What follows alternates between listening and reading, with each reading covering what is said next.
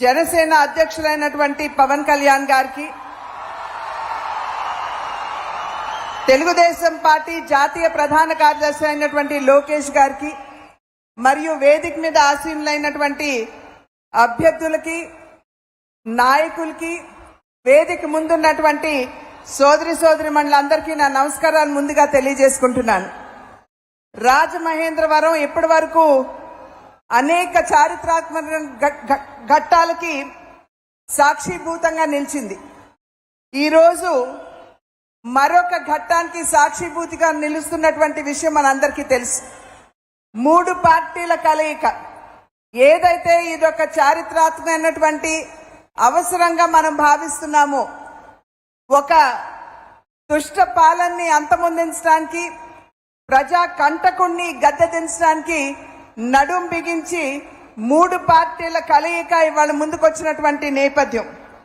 ఈ యొక్క కలయికలో మనకి ప్రస్ఫుటంగా కనపడేది నరేంద్ర మోడీ గారి స్ఫూర్తి, చంద్రబాబు నాయుడు గారి యుక్తి, మరియు సోదరులు పవన్ కళ్యాణ్ గారి శక్తి అని చెప్పి నేను మీకు చెప్పాల్సినటువంటి అవసరం లేదు.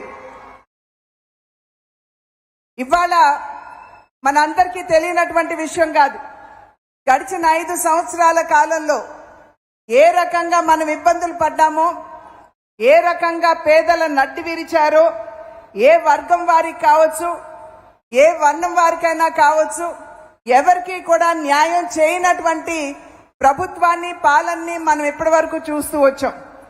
కనుకనే ఇవాళ ఈ 3 పార్టీలు కలిసి ముందుకు రావడం జరిగింది. ఇవాళ ఈ 3 పార్టీల యొక్క ఆలోచన విధానాన్ని, ధోరణి గనక ఒక్కసారి పరిశీలించినట్లయితే సబ్కే సాత్ సబ్కా వికాస్ అంటూ భారతీయ జనతా పార్టీ నినదిస్తుంది.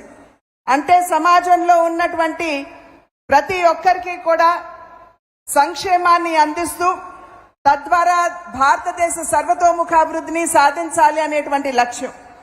అదేవిధంగా తెలుగుదేశం పార్టీ ఆలోచన విధానాన్ని గనక ఒక్కసారి మనం తిలకించినట్లయితే సమాజమే దేవాలయం, పేదవాడే దేవుడు. అంటే సమాజంలో ఉన్నటువంటి పేదవారికి, బడుగు బలహీన వర్గాల వారికి న్యాయం చేయాలి అనేటువంటి ఆలోచన.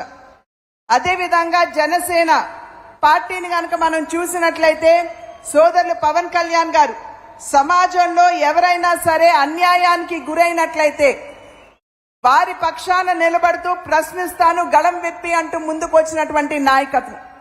కనుక ఈ 3 పార్టీలు ఒకే రకమైనటువంటి ఆలోచన విధానంతో ముందుకు వెళ్తున్నటువంటి సందర్భంలో బడుగు బలహీన వర్గాల వారికి, పేదలకి సంక్షేమాన్ని అందించాలి అనేటువంటి ఆలోచన.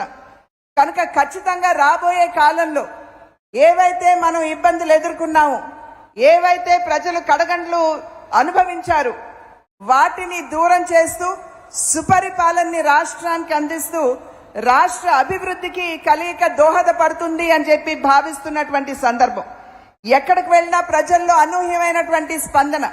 విసిగి వేసారిపోయినటువంటి వారందరూ ఈ కూటమిని ఆశీర్వదించాలి అని ఉత్సాహంగా ముందుకు వస్తున్నటువంటి వాతావరణాన్ని మనం రాష్ట్రంలో చూస్తున్నాం.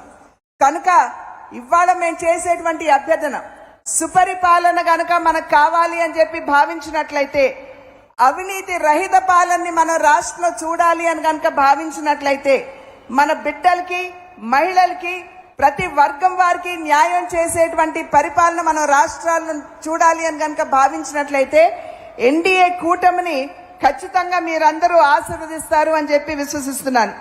నా అదృష్టం ఇవాళ రాజమహేంద్రవరానికి పార్లమెంట్ అభ్యర్థినిగా కూటమి నన్ను మీ ముందు నిలబెట్టింది. మీ అందరి ఆశీర్వాదం ఖచ్చితంగా నాకుంటుంది అని విశ్వసిస్తున్నాను.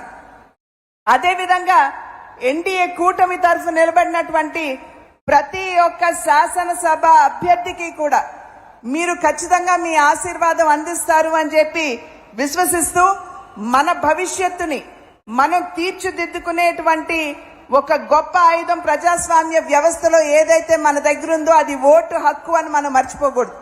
ఎండని సైతం భరిస్తూ మనమందరం మే 13న బయటకు వచ్చి మన ఓటు హక్కుని మనం వినియోగించుకుంటూ మన చూపుడు వేరు మీద పడేటువంటి సిరా మరక ఏదైతే ఉందో మన భవిష్యత్తుని, రాష్ట్ర భవిష్యత్తుని కూడా మార్చే విధంగా ఉండాలి అని చెప్పి అభ్యర్థిస్తూ, మరొకసారి నరేంద్ర మోడీ గారు ఇక్కడికి వచ్చినటువంటి సందర్భంలో వారికి హృదయపూర్వకంగా ధన్యవాదాలు తెలియజేసుకుంటూ సెలవు తీసుకున్నాను. జై హింద్. తెలుగుదేశం పార్టీ జాతీయ ప్రధాన కార్యదర్శి లోకేష్ బాబు గారిని మాట్లాడాల్సిందిగా కోరుతున్నాను.